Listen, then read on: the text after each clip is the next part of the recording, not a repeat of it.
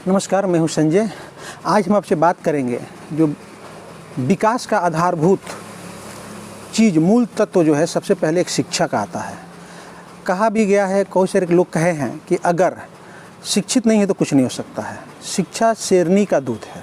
मतलब अगर एक कमज़ोर व्यक्ति भी शिक्षा का दूध पी लिया, मतलब शिक्षित हो गया, तो शेर की तरह दहाड़ने लगेगा। इसलिए शेरनी का दूध किया गया है। हम लोग बात करना चाह रहे हैं कि 15 साल में बिहार में और स्पेशली हथुआ विधानसभा क्षेत्र में शिक्षा का क्या स्तर रहा है और कैसे ये स्ट्रक्चर बदल गया है पिछले 15 साल में। सबसे पहले हम लोग प्राइमरी एजुकेशन पे बात करते हैं। प्राइमरी एजुकेशन में आप देखेंगे कि पिछले 15 साल में नो डाउट नीतीश ने कई योजनाएं लाई। उस योजनाओं का असर भी दिखा हुआ है कि कई सारे स्कूल उन्नत हो गए। जो प्राइमरी थे मिडिल में पहुंच गए, जो मिडिल थे वो हाई स्कूल में हो गए, जो हाई स्कूल थे उसमें कई स्कूल इंटर कॉलेज भी संचालित होने लगा। अच्छी बात है। उसमें बिल्डिंगें भी बन गई। और पहले एक समय था कि स्कूल के पास फंड नहीं आते थे तो कमरे टूटे हुए रहते थे, एक कमरे में 2-2 क्लास लगती थी। आज स्थिति ऐसा नहीं है। इतना फंड है कि बनाने के लिए जगह नहीं है। अब इसमें 2-3 महत्वपूर्ण बात है। 40 साल पहले जो लोग पढ़ के निकले और अभी तक जो सरकारी स्कूल से पढ़ के निकले हैं 5वीं क्लास तक, स्थिति यह रही है कि बच्चे बोरी लगा करके, अपना बोरी ले जा करके बैठ के पढ़े हैं। ये हालात अभी भी नहीं सुधरे, पहली बात। दूसरी बात, आने वाले दिनों में आसार नहीं दिख रहे हैं। मतलब आज जो बच्चे पास आउट हुए हैं प्राइमरी स्कूल को, अगर आज के वो मान के चलिए कि 20 साल बाद भी बात होगी तो 20 साल बाद भी हम पाएंगे कि उनके जहन में यही बात रहेगी कि हम लोगों ने बोरी पे बैठ करके पढ़ाई किया। अब आप देखिए कि इतना फंडिंग हो रहा है, सरकार ये व्यवस्था नहीं कर सकती है। एक विधायक इस बात का आवाज़ नहीं उठा सकता है कि सरकारी स्कूलों में, प्राइमरी विद्यालयों में बच्चों को बैठने की प्रॉपर व्यवस्था क्यों नहीं है। आमतौर पे लोग ये चर्चा करते हैं कि मिड डे मील लोग खिचड़ी खाने जा रहा है। ठीक है भाई, गरीब आदमी है, खिचड़ी खाने जाएगा, खिचड़ी खाने जाने के बहाने पढ़ेगा। लड़कियों को नीतीश कुमार ने साइकिल दी, उसी बहाने से लड़कियां गांव से निकली पढ़ने जाने के लिए। माइलस्टोन एक चेंजिंग हो रहा है। लेकिन हम लोग बात चूँकि शिक्षा की गुणवत्ता पे कर रहे हैं, ये शिक्षा की गुणवत्ता क्यों नहीं हो रहा है, इम्प्रूवमेंट क्यों नहीं हो रहा है। पहली बात, नियोजित शिक्षक की राजनीति कितनी तरीके से हो रही है, क्या उसमें फर्जीवाड़ा हुआ है, सारी दुनिया को पता है, सबको मालूम है। इसलिए कहने की कोई ज़रूरत नहीं है इस पर। लेकिन ये एक जिम्मेदारी बनती है कि जब कोई विधायक एक ही क्षेत्र में 15 साल से रह रहा हो तो कम से कम 5 ऐसे आदर्श विद्यालय होने चाहिए जहाँ से बच्चे निकले तो स्पार्किंग वाले रहें, पब्लिक स्कूल के बच्चों को टक्कर दे सके। क्या कमी है? कमी ये है कि जो वहाँ पे सिस्टम है, ये घुसखोरी का सिस्टम है। मिड डे मील से कमीशन खोरी का सिस्टम है, पूरा एक चेन बना हुआ है। कई टीचरों ने बताया हम क्या करें जी, हमें भी 2000 रुपया मिड डे मील का जो आता है फंड उसको देना है, वहाँ देना है, TA4 का भी देना है, जो नीचे प्राइम बहुत कुपोषण वाले बच्चों के लिए जो आता है वहाँ से। तो बिल्कुल शुरू से लेकर टॉप तक बॉटम बना हुआ है, चेन बना हुआ है। किसी को कोई मतलब नहीं, जनप्रतिनिधि हो, अधिकारी हो, चाहे कोई भी हो। ये हम नहीं कर रहे हैं, पब्लिक से आप पूछ लीजिए। चोरी छिपे बिना नाम बताए, बिना अपने आप को पत्रकार कहे, आप किसी सरकारी स्कूल में बनाने, रसोईया जो होता है बनाने वाला, उससे बात करिए। आप वहाँ किसी ईमानदार टीचर से बात कीजिए, वहाँ पे काम करने किसी चपरासी से बात कीजिए, वो इस हकीकत का पोल खोलेगा और बताएगा। लेकिन जब आप कहेंगे कि हम मीडिया से हैं, चाहे कुछ और हैं, तब वो नहीं बताएगा। उसको मालूम है कि फिर अगर उसको पता चलेगा उसके साहब को तो फिर उसको नकेल कस देंगे। तो ये सिस्टम ऐसा बिगड़ चुका है प्राइमरी स्कूल का कि गुणवत्ता नहीं है। अब लड़कों से, हमने कई लड़कों से बातचीत करके देखा, उनसे हथुआ क्षेत्र में ही, अपने क्षेत्र में बातचीत करके देखा, 5वीं क्लास के बच्चे हैं, उन्हें मैथमेटिक्स में कैलकुलेशन में प्रॉब्लम हो रही है, उन्हें भाग करने नहीं आता है। ये क्या है, कौन सी गुणवत्ता है? शिक्षक पूरी तरह राजनीति में उलझे हुए हैं, कभी वेतन नहीं मिल रहा है, कभी हड़ताल पे जा रहे हैं। तो ये जिम्मेदारी बनती है कि जो विधायक हैं अपने क्षेत्र में कुछ अच्छे स्कूलों में चिन्हित करके वहाँ बेहतर करने की व्यवस्था करते हैं। हम ऐसे कई विधायकों को जानते हैं जिन्होंने अपने क्षेत्र की शिक्षा व्यवस्था को दुरुस्त करने के लिए उन्होंने क्या किया कि दूसरे जैसे टीचरों को ट्रांसफ़र करवाया कि आप यहाँ पे रहो, यहाँ पढ़ाओ, ताकि इस स्कूल की शिक्षा उन्नत हो। एक अभी पिछले दिनों हिंदुस्तान में इंटरव्यू छपा था मंत्री जी का, मंत्री राम सेवक सिंह का। उनसे पूछा गया कि आप हथुआ में वो 5 चीज़ बताइए जो आपने ऐतिहासिक कार्य किया हो। तो उन्होंने जो सबसे बड़ा ऐतिहासिक कार्य बताया था, आपको जान के आश्चर्य होगा, उन्होंने कहा कि ईडन स्कूल का हमने उन्नतीकरण किया है। अब उन्नतीकरण क्या किया सुनिए। उन्होंने कहा कि हमने बाउंड्री वॉल कराया। ये बहुत बड़ा ऐतिहासिक काम है। आप देखिए बाउंड्री बना हुआ है, इधर भी दिखाई भाई पूरा बाउंड्री बन गया है, पूरा बाउंड्री बन गया, बहुत बढ़िया है। बाउंड्री बन गया ईडन स्कूल का, अच्छी बात है। पहले खुला था, ओपन बाउंड्री था, कोई नुकसान भी नहीं था। आप जानते हैं, अगर नहीं जानते हैं तो आपके कोई संगी साथी दोस्त यार या रिश्तेदार अगर ठेकेदारी का काम करता होगा तो उससे पूछिएगा ठेकेदारी में सबसे ज़्यादा मुनाफा किस चीज़ में होता है। तो सबसे ज़्यादा मुनाफा होता है ये बाउंड्री वाल में, सबसे ज़्यादा कमाई होती है। 2 नंबर का ईंटा लगता है, ऐसे तैसे कैसे भी खींच दो, उसमें बढ़ाव बढ़ाव हो गया, कोई मेजरमेंट नहीं, हल्का फुल्का मेजरमेंट रहता है और बहुत ज़्यादा 50% का मार्जिन है प्रॉफिट में, और उसके पेंटिंग में होता है। तो इन्होंने क्या किया है, बाउंड्री वाल कराया है। केवल इसी का नहीं कराया है, हमने इंटीरियर गांव में गया, वहाँ भी स्कूलों के बाउंड्री हो गए हैं। तो आप देखेंगे कि विधायक ने जो काम किया है केवल वही काम किया इसका स्कूलों में जिससे कि ठेकेदारी करा करके विधायक मद से काम दे करके उनको ज़्यादा से ज़्यादा लाभ हो सके। स्कूलों में बेहतरीन लाइब्रेरी क्यों नहीं बनवाई जी? बच्चों को किताबें नहीं मिल पाती है, कई बच्चे किताबें नहीं खरीद पाते हैं, वो उसके अरेंजमेंट के लिए क्यों नहीं आप सोचते हैं कि बाउंड्री वाल बनवा दिए? ठीक है, बाउंड्री वाल ज़रूरत है, लेकिन इसका पक्ष ये भी है, ये आप लोगों को पता नहीं है, लेकिन हम लोग सब चीज़ जानते हैं, समझते हैं। इसमें बहुत ज़्यादा मार्जिन है, पूरा खेल हुआ है पैसे का इसमें। हम तो कह रहे हैं किस दिन जांच हो जाए इस दीवालों का तो पता चलेगा कितना 2 नंबर का ईंटा और सफ़ेद बालू, आइए दिखाते हैं सफ़ेद बालू हुआ है कि नहीं। इसमें सफ़ेद बालू लगा करके इसका निर्माण किया गया है, आप ये देख सकते हैं। ये देख रहे हैं, ये देखिए, तो पूरा ये 2 नंबर का काम हुआ है, ये पूरा मसाला झड़ रहा है। तो ये फर्जी तरीके से जो काम हो रहा है केवल फंड खाने के लिए ये काम हुआ है, फंड को ध्यान में रख करके। हम ये जानना चाहते हैं कि विधायक जी केवल फंड का सदुपयोग ऐसे कार्य करके ठेका दे करके जो अपने कार्यकर्ता हैं उनको ओबलाइज कर रहे हैं ताकि इलेक्शन में मददगार करें, लेकिन जो दूसरे विभाग की योजनाएँ चल रही है वो योजनाओं का क्रियान्वयन ग्राउंड लेवल पर हो रहा है कि नहीं हो रहा है, इसकी रिस्पॉन्सिबिलिटी कौन लेगा। तो हम प्राइमरी स्कूल की बात कर रहे थे, तो आप ये बताइए कि प्राइमरी स्कूल में छात्रवृत्ति की क्या स्थिति है। आप अपने मोहल्ले के लड़के जो स्कूल जाते हैं उनसे पूछिए कि उनको लास्ट टाइम छात्रवृत्ति कब मिली थी। आप निकले होंगे स्कूलों से तो पूछिए अपने आप से कि आपको छात्रवृत्ति कितनी बार मिली थी पढ़ाई के दौरान में। ये प्रोत्साहन राशि है, ये भीख नहीं है, बच्चों का हक है, सरकार देती है, सरकार इसको चाहती है पढ़ाना, केंद्र सरकार उसका फंडिंग करती है, विश्व वर्ल्ड बैंक फंडिंग करता है, बहुत तमाम सारी एजेंसियां हैं सरकार की नेशनल इंटरनेशनल लेवल की कि भाई लड़के प्रोत्साहित होंगे, बेहतर क्वालिटी की शिक्षा लेंगे और गुणवत्तापूर्ण शिक्षा ले करके देश के अच्छे नागरिक बनेंगे, देश के विकास में अपना योगदान देंगे। लेकिन इस सब पे कोई काम नहीं हुआ है बिल्कुल 15 साल में। 15 साल का आंकड़ा उठा के देखिए, या विधायक राम सेवक सिंह जी आंकड़े को प्रस्तुत करें, एक वाइट पेपर जारी करें प्राइमरी स्कूल एजुकेशन में खास करके हायर क्लास तक कि उन्होंने कितने विद्यार्थियों को, छात्राओं को छात्रवृत्ति दिलवाया है। हमारे पास एक हमारे अल्पसंख्यक समाज के मित्र हैं, उन्होंने अफाक जी ने उन्होंने हमें बताया कि अल्पसंख्यक के कोटे का जो छात्रवृत्ति है उन्होंने जो पहले फॉर्म भरा था वो भी नहीं मिला, इनके टेन्योर में भरा वो भी नहीं मिला, अब तो सरकार ही खत्म होने जा रही है। तो ये क्यों नहीं मिला? फंड है, केंद्र सरकार दे रही है, स्टेट गवर्नमेंट अलॉटमेंट कर रही है फंड का, तो ये क्यों नहीं मिल रहा है? क्योंकि इसमें इनका क्या ये सही है कि इसमें इनका डायरेक्ट कमीशन नहीं बनता है? मतलब जिस चीज़ में इनका डायरेक्ट कमीशन नहीं बनेगा तो उसमें मतलब काम नहीं होगा, बेहतर तरीके से काम नहीं होगा। इसकी रिस्पॉन्सिबिलिटी किसकी है? तो ये हो गया प्राइमरी स्कूल। और अभी थोड़ा सा हम लोग बात करेंगे नेक्स्ट स्टेज में हाई स्कूल की। तो हाई स्कूल पे भी हम लोग बात कर लेते हैं बंधु। एक तो हाई स्कूल में हमारे यहाँ हथुआ में कॉलेज है, डिग्री कॉलेज, सत्र का कबाड़ा हुआ है जेपी यूनिवर्सिटी का।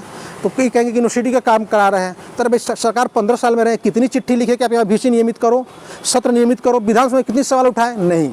आप देखेंगे इस कॉलेज में 2 साल पहले बात हुई थी कि इसमें PG स्तर की पढ़ाई होगी, फिर से कुछ नहीं हुआ, बच्चे बाहर जा रहे हैं पढ़ने के लिए। इसके बाद यहाँ पे संस्कृत की डिग्री कॉलेज है गोपाल मंदिर में, कौन विद्यार्थी आता है नहीं जाता है, पता नहीं कब हिडन तरीके से एडमिशन ले लेते हैं, पास भी होते हैं, डिग्री मिल जाता है, उसमें किसी को नौकरी पता नहीं कहाँ से हथियार लेते हैं, फर्जीवाड़ा हो रहा है कि रियलिटी हो रहा है, क्या हो रहा है। हम जब भी जाते हैं वहाँ टीचरों को अखबार पढ़ते देखते हैं, टीचरों को लाख लाख रुपया सैलरी है। मतलब सोचिए लाख रुपए की सैलरी केवल इस काम के लिए दी जा रही है कि वो बैठ के अखबार पढ़ेंगे वहाँ पे। हमने एक बार नहीं कई बार देखा है, उसका फोटो भी क्लिक करके रखा हुआ है, ज़रूरत पड़ने पर इसको दिखा भी देंगे, इसका वीडियो भी बनाया हुआ है। तो संस्कृत कॉलेज होने के बाद भी ये इसको उन्नत करवा सकते थे, इनके पास सोच होती तो ये चाहते तो उसमें और भी सब्जेक्ट को इम्प्लीमेंट करवा सकते थे। डिग्री कॉलेज में भी प्रोफेशनल कोर्स को इम्प्लीमेंट करने की बातचीत हुई, लेकिन डिग्री कॉलेज में कोई प्रोफेशनल कोर्स अभी तक संचालित होने का दूर दूर तक आसार नहीं दिख रहा है। तो जो बच्चे केवल ह्यूमैनिटीज ग्राउंड के पढ़ लेंगे क्या करेंगे? इसके बाद देखिए कोई सुविधा नहीं है। आप कोयला देवा साइड चले जाइए, कोयला देवा साइड की जो लड़कियाँ है हाई स्कूल पास कर गई है, वो कॉलेज में पढ़ना चाहती है, लेकिन उनके पास अपॉर्चुनिटी नहीं है, उतने दूर से आ नहीं पा रही है, प्रॉपर इन्फॉर्मेशन नहीं मिल पा रहा है, प्रॉपर गाइडलाइन नहीं मिल पा रहा है। इसके लिए कौन जिम्मेदार है? लड़कियां पढ़ना चाहती है, लड़के पढ़ना चाहते हैं, लड़के तो फिर भी चले जाते हैं, लेकिन लड़कियां वो और हायर एजुकेशन लेना चाहती है। लड़कों से ज़्यादा संख्या में लड़के इनरोल हो रही है कॉलेजों में। सरकार की पॉलिसी ऐसी बनाई, ठीक है, लेकिन वो और जब ऊंचा लेना चाहती है तो आप कर क्या रहे हैं बंधु विधायक जी? आप कर क्या रहे हैं? कोयला देवा साइड का हो गया, इधर कुसौंदी से और आगे चले जाएंगे, इधर मिर्ज़ापुर से और दूर चले जाएंगे, आपका चैनपुर साइड, वहाँ से लड़कियाँ नहीं आ सकती है। तो नहीं आ सकती तो उन तक पहुँच बनाने के लिए व्यवस्था की ज़रूरत थी। आप दूर में वहाँ कॉलेज क्यों नहीं खोला 15 साल में? आप सोचिए, इमेजिन कीजिए, कोयला देवा क्षेत्र में, इसलिए बार बार बोल रहा हूँ कि वहाँ पर एक डिग्री कॉलेज खोलने का प्रस्ताव इन्होंने क्यों नहीं दिया? वो सबसे ज़्यादा हथुआ में पिछड़ा एरिया है, सबसे ज़्यादा। आप कभी घूम करके जाके देखिए क्या हालात हैं वहाँ। दलित पिछड़े समाज के, बहुजन समाज के सबसे ज़्यादा आबादी है, लेकिन उसके बाद भी ये कहते हैं कि हम दलितों बहुजनों के लिए बहुत काम कर रहे हैं। तो कौन सा काम कर रहे हैं? शिक्षा वाला काम करेंगे नहीं। तो अभी हम शिक्षा की बात करें, शिक्षा पे ही फोकस है। आप हमें बताइए, और आप भी जब भी मौका मिले आपकी जनसभा में कहीं बुलाएं मंत्री जी, विधायक राम सेवक सिंह जी, जब कभी जनसभा लगाए तो आप मुझे सवाल पूछिए कि यहाँ पे कभी किसी कॉलेज खोलने का प्रस्ताव दिया कि नहीं? आपने 15 साल में कितने कॉलेज खोलने का प्रस्ताव दिया? एक पता चलेगा, एक प्रस्ताव नहीं दिया, एक सवाल नहीं पूछा विधानसभा में। तो ये आप सोचिए कि शिक्षा के प्रति कितनी उदासीनता है। आपको जान के आश्चर्य होगा कि हम उस पर मतलब किसी तरह नीचे दिखाने की बात नहीं है। मंत्री जी का जो एफिडेविट भरा गया है, इलेक्शन का नॉमिनेशन फाइल किया गया है, उसमें जो एफिडेविट लगाया, हलफनामा दायर किया है, उसमें ये इंटर पास है। मंत्री बनने के बाद अपनी इज्जत छुपाने के लिए दूसरे से कहते हैं स्नातक पास है। एक वेबसाइट है इनके जानने वाले पत्रकार ने लिख दिया स्नातक है, लेकिन स्नातक नहीं है, ये इंटर पास है। अब सोचिए कि इंटर पास है तो इस आदमी कैसे सोचेगा कि भाई यहाँ शिक्षा का हायर क्लास का भी कोई व्यवस्था होनी चाहिए। किस ज़माने में कैसे पढ़ाई किए होंगे वही जानते होंगे। जब तक सोच विकसित नहीं करेंगे, अभी जरूरी नहीं कि पढ़ा लिखा आदमी का सोच बहुत अच्छा हो जाएगा, जो कम पढ़ा लिखा नहीं होगा, ऐसा नहीं है। सोच की बात है। कम पढ़ा लिखा आदमी का भी सोच बहुत उन्नत हो सकता है, बहुत विकासशील हो सकता है। कबीरदास कौन से ज़्यादा पढ़े लिखे थे भाई? अंगूठा टेक थे, 2.5 अक्षर प्रेम के पढ़ के अब पूरा लोग उस पर रिसर्च किया।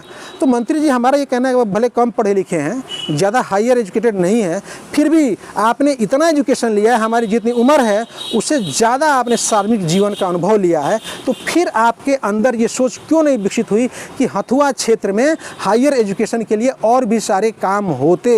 ये जितने काम हुए हैं ये सरकार की ऑटोमेटिक योजनाएं, जो राज्य स्तर की योजनाएं हुई है स्कूलों के उन्नतीकरण का, उसके तहत हुआ है। और बाकी आपने विधायक फंड का सदुपयोग करके और उसका कमीशन अपने उसके लिए अपने जो कार्यकर्ता हैं उनको, ठेकेदार हैं, उनको ओब्लाइज करने के लिए आपने उन्हें ठेका देके करवाया है।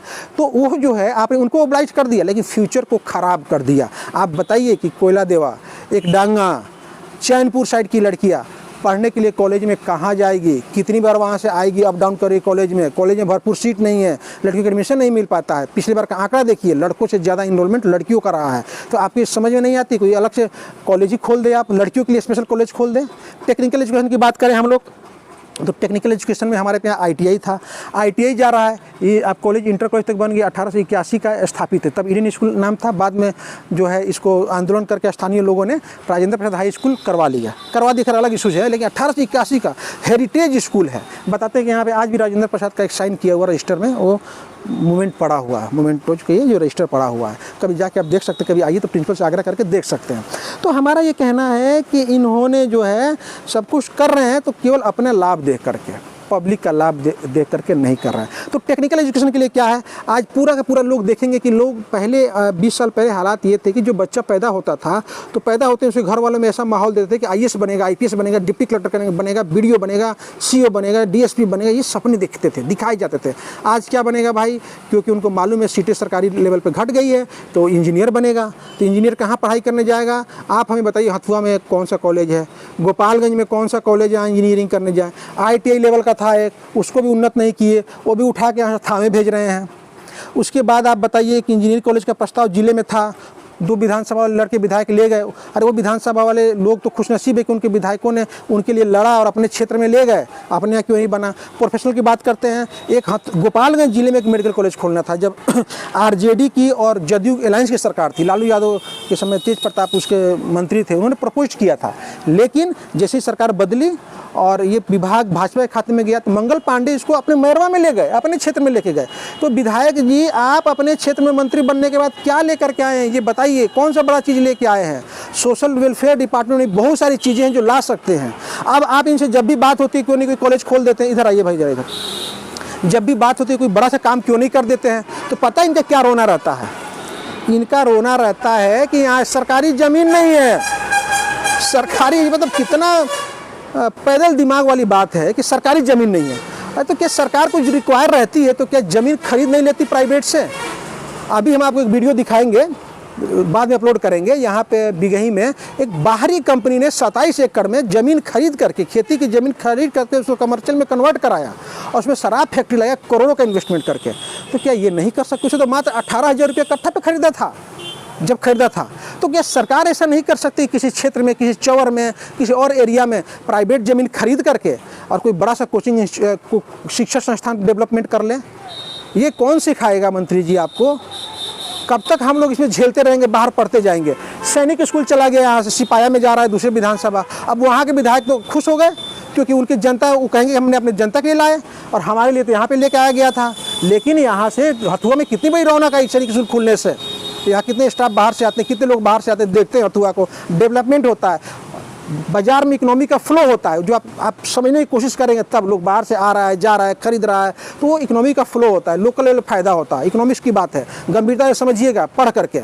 हमारी बातें समझ में नहीं आई क्योंकि हम आपको समझा नहीं सकते, मास्टर नहीं है, हम केवल तथ्य बता रहे हैं। तो उसमें ये है कि ये सिपाया जा रहा है, क्यों जा रहा है, ये यहाँ क्यों नहीं खुला? ये एजुकेशन का एक बड़ा सेंटर है, सैनिक स्कूल बिहार में दूसरा है, तो ये जो है यहाँ क्यों नहीं खुल सकता है, क्यों नहीं रह सकता है? क्यों आपकी उदासीनता के कारण आप चुप रहे, गूंगे रहे। विधानसभा में अगर एक भी सवाल उठा दिए होते तो सरकार व्यवस्था करती है। आप सरकार के बड़े पद पर हैं, पार्टी सत्तारूढ़ पार्टी के बड़े पद पर है, इसलिए आपकी जिम्मेदारी भी बड़ी बनती है। आपसे सवाल करने का हक बनता है कि आप सत्तारूढ़ पार्टी के बड़े पद पे, राष्ट्रीय महासचिव के पद पे रहने के बाद भी आप जो है हथुआ की चीज़ों को ही संरक्षित करने में फेल साबित हुए हैं। बाकी अब हमें कुछ नहीं करना है। जो लोग सुन रहे हैं कृपया वही लोग जज करें कि ऐसा क्या हाल है शिक्षा व्यवस्था का और फ्यूचर क्या होगा। Thank you.